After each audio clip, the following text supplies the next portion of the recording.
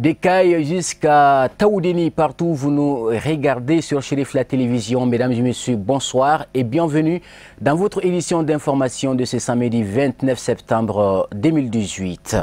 Le groupement des leaders spirituels musulmans du Mali, GLSM, toujours dans sa mission d'apaisement du climat social, s'est entretenu ce samedi 29 septembre 2018 à la cité administrative avec les ministres de la Justice et du Travail. Objectif, tenter de trouver une issue heureuse et rapide à la grève des magistrats. On fait le point avec Alhamidou Badini et Seydou Niari.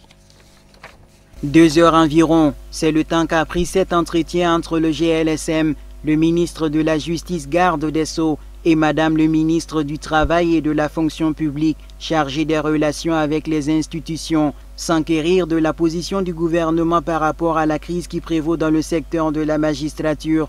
Telle est la motivation de cette rencontre. Déjà, le groupement des leaders spirituels du Mali avait rencontré les 2 syndicats grévistes le mercredi dernier pour écouter leur version de la situation. On est sorti avec beaucoup de leçons. On a appris. Et Inch'Allah, sous l'égide du président du groupement des leaders spirituels musulmans du Mali, Ousmane Madala Haïdara, on va lui faire les comptes rendus. Et dans un proche avenir, nous allons rencontrer encore les syndicats, échanger avec eux, leur communiquer ce qu'on a appris ici et trouver une solution durable pour le bien-être de tous les Maliens. Le ministre du Travail et de la Fonction publique s'est réjoui de la mission de médiateur que s'assigne le GLSM sous la houlette de son président Seyd Cherif Ousmane Madani Haïdara. Pour elle, le gouvernement reste toujours ouvert au dialogue afin de trouver un heureux dénouement à la grève des magistrats, une grève qui frappe de plein fouet plusieurs domaines depuis près de 2 mois. Les moments que nous traversons actuellement, à savoir la grève au sein des services de la magistrature. Le groupement était venu s'enquérir de l'état du dossier, avoir de plus amples informations auprès du gouvernement, après avoir écouté il y a 4 jours la partie syndicale. Et nous nous sommes attelés à leur donner toutes les informations, l'ensemble des informations relatives à la gestion de ce dossier. Le gouvernement, après avoir été entendu par les représentants du groupement, a réitéré sa volonté de continuer le dialogue et a affirmé n'avoir jamais rompu le dialogue. Le gouvernement n'a jamais rompu le dialogue, mais tout en restant dans le cadre strict de la légalité.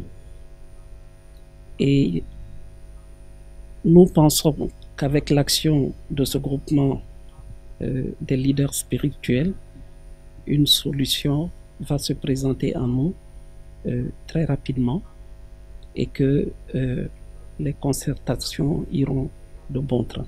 Pour le GLSM, il s'agissait avant toute autre action d'entretenir des échanges constructifs avec les 2 camps grévistes et pouvoirs publics afin d'envisager une solution effective pour sortir de la crise. À présent, un mot de l'éducation. Après 3 mois de vacances et à quelques jours de la rentrée scolaire et universitaire, la mairie de la commune 1 du district de Bamako a convié en réunion les administrateurs de l'école afin qu'ils puissent ensemble débattre sur l'avenir de l'école en commune 1 du district de Bamako. Objectif, faire le bilan de l'année scolaire 2017-2018 et mettre en place des dispositions pour la bonne organisation de la rentrée 2018-2019. La rencontre a eu lieu vendredi 28 septembre 2018 dans la salle de délibération de la mairie de la commune 1 du district de Bamako. C'est un reportage de Kafouné Batili et Seydou Niari. Il y a de cela quelques années que l'insécurité s'est installée dans nos établissements scolaires et cette situation entrave la quiétude. Les élèves et le corps enseignant travaillent dans l'insécurité totale. C'est pour pallier à cet état de fait en milieu scolaire que cette rencontre a été initiée par les maires de la commune 1 du district de Bamako en collaboration avec le commissariat du 6e arrondissement. Ordre du jour, échanger sur les préparatifs de la rentrée scolaire 2018-2019. Avant tout d'abord, Permettez-moi de remercier les enseignants de la commune 1 pour le travail abattu durant l'année précédente qui a abouti à un résultat satisfaisant lors des examens. Ce résultat est le fruit d'un labeur de travail accompli par tous les acteurs de l'éducation. Il en soit ici remercié tout en leur demandant de fournir plus d'efforts pour relever les défis de la nouvelle année académique qui pointe à l'horizon. Ces félicitations sont des encouragements et un appel à votre conscience, à plus d'ardeur dans le travail, à plus de motivation, à plus d'initiative dans la recherche pour améliorer chaque jour vos prestations et accroître sans cesse vos compétences. Car nous vivons dans un monde où l'excellence prime chaque jour sur le moins bon en compétition. Les directions d'école doivent prendre toutes les dispositions utiles pour que la rentrée scolaire et universitaire 2018-2019 soit effective dans l'ordre et la discipline en commune 1. Les cours doivent démarrer immédiatement en fonction des emplois du temps élaborés de commun accord avec l'administration de l'école. Évitez tout flottement pour ne pas perturber le jour de la rentrée. Sur toute l'étendue du territoire de la commune 1 du district de Bamako, la rentrée 2018-2019 sera effective le lundi 1er octobre 2018. Il a été convenu que les maires et conseillers sillonnent toute la commune pour supervision et les directeurs qui procéderont à un contrôle physique de tous les enseignants et les élèves dès les premières heures de cours dans la salle. Les administrateurs de l'école se disent satisfaits de la qualité de l'organisation. Concernant les bilans de l'année scolaire 2017-2018, c'est-à-dire l'année qui vient de s'écouler, comme vous le constatez, il y a des hauts et des bas. Cela veut dire qu'on doit encore mettre l'accent sur les efforts afin d'obtenir des meilleurs résultats en 2018-2019.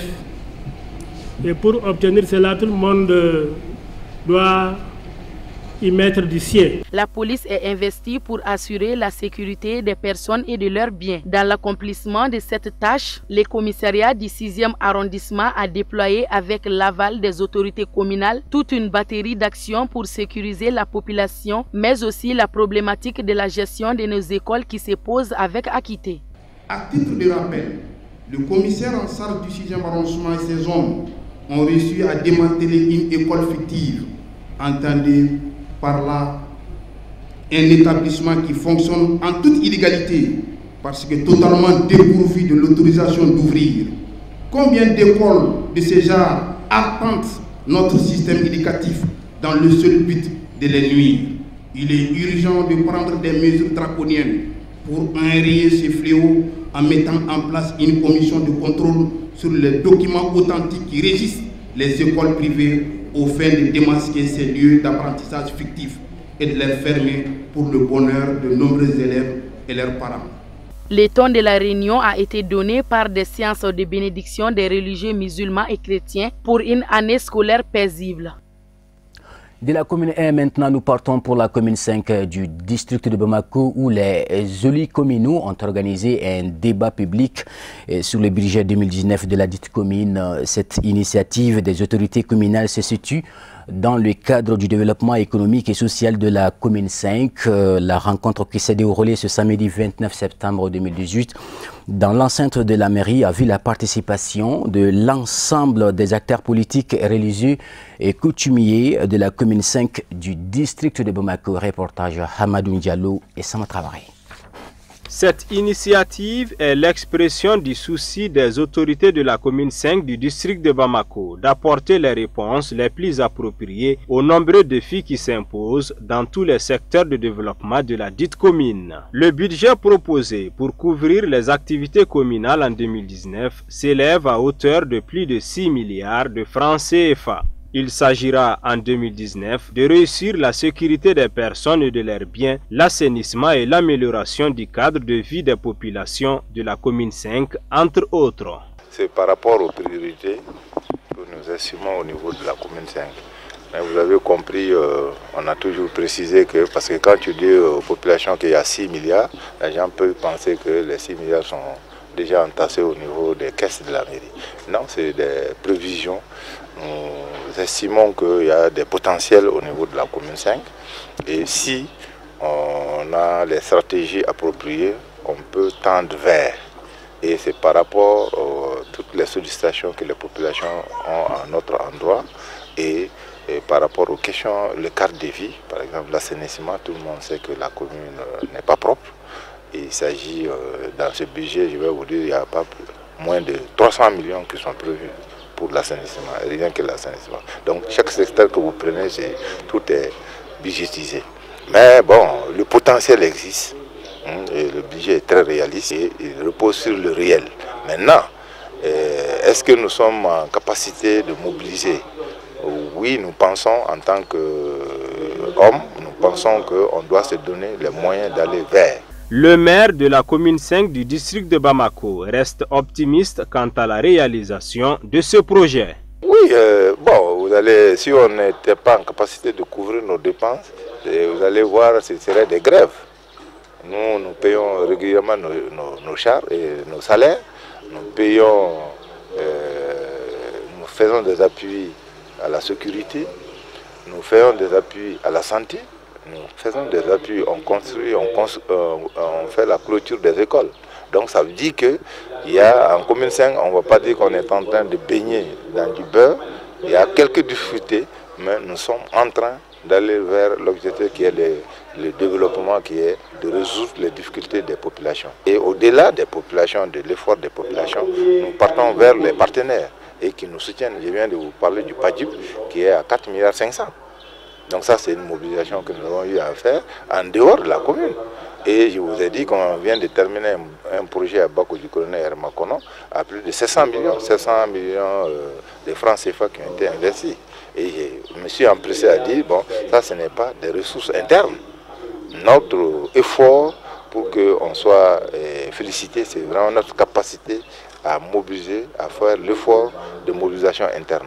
Et c'est cet exercice que nous sommes en train de réussir aujourd'hui avec les populations, les sensibiliser pour qu'ils puissent prendre leur part de responsabilité qui est de payer les taxes. Au dire des intervenants, cette initiative est salutaire car elle crée non seulement de la confiance entre la population et les autorités communales, mais aussi facilite les missions de cette dernière dans le développement communautaire. Actualité en commune 6 du district de Bamako également, pour contribuer à la stabilité sanitaire de la population de façon générale et singulièrement ses employés, la société Aminata Konaté a procédé à l'inauguration d'un cabinet médical dénommé Bara Santé à Faladje en commune 6 du district de Bamako. C'était ce samedi 29 septembre 2018 sous la présidence du ministre du Développement industriel et de la promotion de l'investissement. Reportage Samaïra Sanogo, Draman Mali. Dans le souci de mieux contribuer à la stabilité sanitaire de la population, la société Aminata Konaté a élargi son secteur d'activité en inaugurant un centre de santé médicale, une infrastructure sanitaire dont le coût de réalisation s'élève à plus de 35 millions de nos francs, couronnant ainsi les 10 ans d'existence de l'entreprise. Un geste social parce que c'est un don à l'endroit des travailleurs de la part de notre PDG. Vraiment, nous sommes tous contents aujourd'hui. Voilà, vous avez assisté à la cérémonie, donc c'est la joie à la famille. Si tu regardes, même aujourd'hui, on est en train de faire la consultation gratuite. Ça s'est fait dans plusieurs domaines. Donc on fait ici l'échographie, on fait ici la planification familiale. Bon, même dans la mesure où le cabinet ne serait pas capable de traiter une maladie, automatiquement vous êtes transféré dans un autre hôpital, mais c'est la société qui va prendre les 50% de la charge. Le ministre du Développement industriel et de la promotion de l'investissement, président de la cérémonie, a exprimé toute sa satisfaction avant d'assurer la société Aminata Konaté de toute sa disponibilité et celle de l'ensemble du gouvernement pour accompagner des activités du genre allant dans le sens du développement national. C'est une unité industrielle, Baramousso, que tout le monde connaît, née seulement depuis 10 ans, qui aujourd'hui est en train de travailler sur nos produits locaux, travailler sur nos épices, et en tenant compte de nos cultures culinaires, en tenant compte également de la santé des populations, de ce que doivent consommer les gens. Et ce jour, il faut le dire, il faut le saluer, après 10 ans d'existence, Baramousso est devenu un grand groupe, un groupe très puissant. Et dans le cadre de ces activités, Baramousso a désormais pensé à mettre en place un cabinet médical. Et ce cabinet médical, c'est au profit des travailleurs de son industrie, de son unité, au profit de ses fournisseurs, au profit de ses clients et même de n'importe quel citoyen, puisque tout le monde sait que la solidarité est une de nos valeurs les plus importantes dans ce pays. Et j'encourage toutes les unités industrielles à faire pareil, parce que c'est quand même une grande première que de penser à créer de l'emploi, que de penser à fabriquer, mais aussi penser surtout à la santé de ses employés. La cérémonie a été agrémentée par plusieurs prestations artistiques qui ont beaucoup émerveillé l'assistance. Sans transition, voici le tour du monde de l'actualité sur la scène internationale, en bref et en images, signé Moussa Fomba.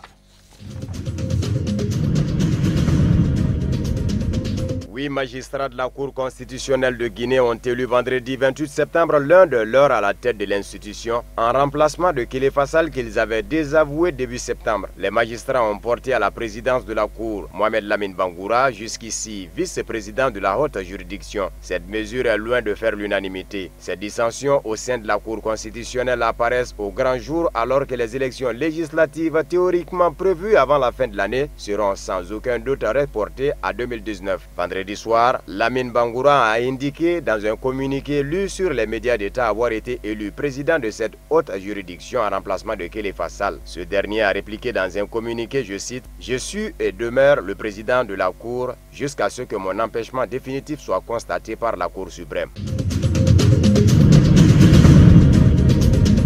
Une résolution adoptée vendredi 28 septembre par les États membres du Conseil des droits de l'homme de l'ONU prolonge le mandat de sa commission d'enquête au Burundi, et ce contre l'avis de Bujumbura qui avait menacé de quitter le Conseil des droits de l'homme si jamais le mandat de cette commission devait être renouvelé. Le Burundi avait pourtant tenté en début de semaine de convaincre le groupe des États africains de voter contre le renouvellement du mandat de cette commission d'enquête sur les violations des droits de l'homme dans le pays. Depuis sa création il y a 2 ans, le pays a toujours refusé de laisser entrer les enquêteurs de l'ONU sur son territoire. Dans un rapport publié le 5 septembre, la commission affirme que de graves violations de droits de l'homme, dont des crimes contre l'humanité, ont été commises en majorité par des membres du service national de renseignement, de la police, de l'armée ainsi que les Imbonerakure, une milice à Prongurunzinza. L'influente Église catholique congolaise a demandé vendredi aux candidats à l'élection présidentielle de ne pas utiliser l'image du pape François sur leurs affiches de campagne, comme vient de le faire le dauphin du président Joseph Kabila. Ce candidat sera officiellement notifié pour enlever ce montage, ajoute l'Église catholique de la RDC, en visant directement le candidat du pouvoir, l'ex-ministre de l'Intérieur Emmanuel Ramazani Shadari. Ce dernier a diffusé un montage avec sa photo à gauche et le visage souriant du pape François en arrière plan. Emmanuel Ramazani Shadari, catholique pratiquant, église romaine, lit-on sur cette affiche qui a tourné sur les réseaux sociaux. Les catholiques avaient été en début d'année à la pointe du combat pour demander au président Kabila de ne pas se présenter comme le prévoit la Constitution. La répression de 3 marches à l'appel d'un collectif catholique avait fait une 15aine de morts. L'ancien président de la Côte d'Ivoire, Laurent Gbagbo, demandera lundi devant la justice internationale à être acquitté de tout crime contre l'humanité et libéré de prison après avoir passé 7 ans en détention. Après plus de 2 ans de procès, la défense estime que le procureur de la CPI n'a pas été en mesure de prouver les accusations. Elle demande un non-lieu total, un jugement d'acquittement pour toutes les charges et pour tous les modes de responsabilité, ainsi que la libération immédiate de Gbagbo. Les demandes sont similaires dans le camp de la défense de Charles Blé Goudé, ex-chef du mouvement mouvement des jeunes patriotes fidèles à l'ancien président. Le gouvernement ivoirien voit quant à lui une tactique d'audience dans cette demande de non-lieu extravagante. L'ancien chef de l'État ivoirien se prépare à demander un non-lieu avant même que le procès soit achevé et que les témoins de la défense aient été entendus. C'est un coup de bluff qui n'abusera personne, ont fustigé dans un communiqué les avocats qui représentent la Côte d'Ivoire. Toujours en Côte d'Ivoire, la campagne pour les élections municipales et régionales couplées du 13 octobre s'est ouverte vendredi 28 septembre dans un contexte de tension politique entre anciens alliés au sein de la mouvance présidentielle et de boycott d'une partie de l'opposition. C'est une sorte de scrutin de mi-mandat. Pendant les 2 semaines qui suivent, les candidats des 88 listes au régional et les 684 listes au municipal doivent convaincre 6,5 millions d'électeurs. Ce scrutin intervient dans un contexte politique marqué par la rupture entre les anciens 2 grands alliés au sein du pouvoir. En interne, Henri Konan Bédié fait face à une dissidence des partisans du RHDP menée par le très médiatique ministre Kobena Kwasi Adjoumani. Selon le politologue ivoirien Sylvain Guessan, si les partisans du parti unifié remportent le scrutin, Bédié devra infléchir sa position et sera sans doute contraint de réexaminer sa décision de former une plateforme de l'opposition contre le pouvoir du président Ouattara. Si ce sont les opposants au parti unifié qui l'emportent, les dissidents devront dans ce cas rentrer dans les rangs. Un vote de la commission judiciaire du Sénat a autorisé vendredi le Sénat à voter sur la nomination de Brett Kavanaugh, candidat à la Cour suprême soutenu par le président Donald Trump, accusé d'agression sexuelle. Les 11 membres républicains ont voté pour recommander la confirmation de ce dernier, tandis que les 10 démocrates s'y sont opposés. Un sénateur républicain clé, Jeff Flake, a annoncé quelques minutes avant le début de la séance de la commission judiciaire qu'il soutenait finalement Brett Kavanaugh. Il a cependant demandé à ce que le vote final du Sénat soit retardé, un délai d'environ une semaine de façon à ce qu'une enquête de police ait lieu sur le juge candidat à la Cour suprême. L'accusatrice du juge Kavanaugh a alterné les confidences chargées d'émotions et l'analyse quasi scientifique de son traumatisme, faisant le récit détaillé de l'agression sexuelle qu'elle a dit avoir subie en 1982. Interrogé après Christine Blasey-Ford, Brett Kavanaugh s'est vigoureusement défendu. Tout ceci est un cirque, a notamment déclaré le candidat à la Cour suprême, clamant son innocence avec véhémence. Personne ne me fera me retirer, a-t-il aussi déclaré à propos de sa candidature.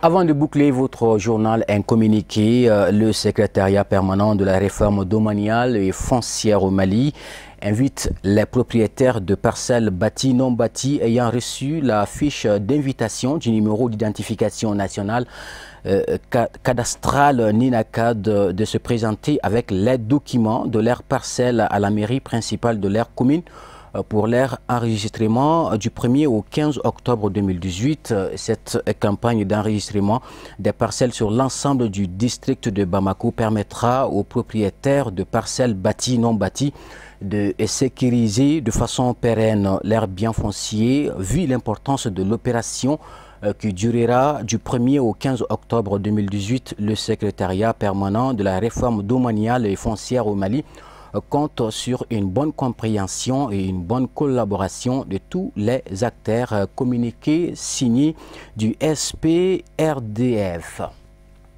Ainsi s'achève votre édition d'information de ce samedi 29 septembre 2018. Merci à vous de l'avoir suivi. Dans juste 2 heures de temps, vous retrouverez Moussa Fomba pour le journal en langue nationale Bamanankan. Quant à moi, je vous retrouve le lundi avec le même plaisir, Inch'Allah.